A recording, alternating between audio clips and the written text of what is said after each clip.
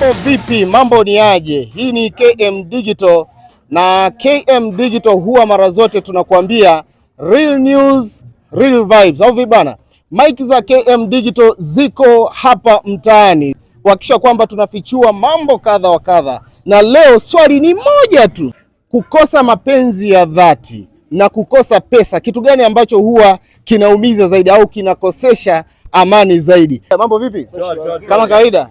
Sasa mimi nitauliza swali moja tu.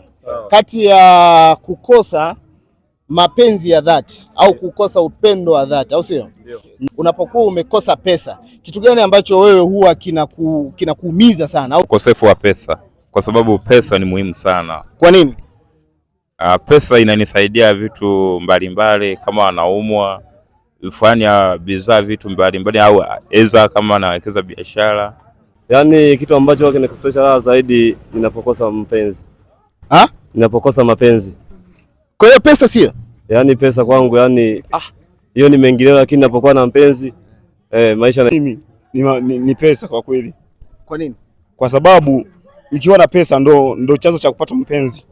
Kwa hiyo bila pesa mapenzi hakuna? Hamna kabisa kwangu mimi. Mimi naona bora kukoswa, yani kinachoniumiza ni kukoswa pesa. Sio mapenzi. Sio mapenzi. Kwa nini? Naweza nikawa na hela, nikawa nimezingua lakini bado nikala. Ukiwa na mpenzi afu una hela unakula nini?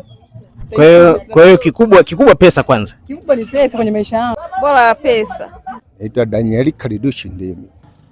Pesa ndio inasababisha ili mimi nikose amani katika upande wa mke wangu.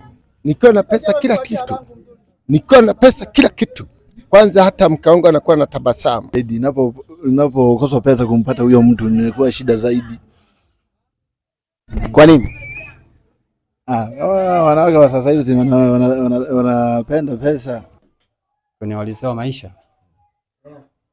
Kwa kweli mimi nikosa pesa kila kitu kimeisha.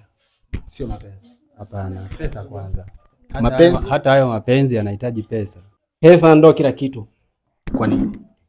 Pesa inaweza ika connection kwa kila jambo. Maanake wewe usipokuwa na pesa, kikubwa mtu amekupenda kwa dhati, basi hiyo inatosha kabisa.